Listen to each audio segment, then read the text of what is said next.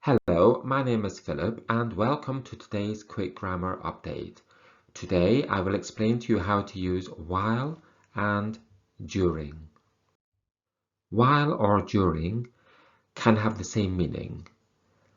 While and during can mean the same thing, but their grammar is different.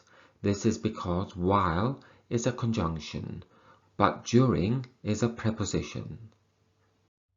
While, after while, we use a clause.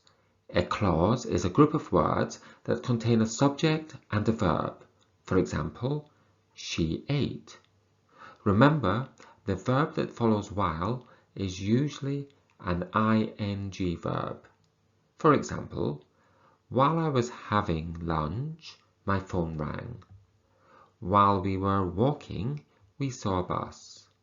While they ate dinner, they talked about the news.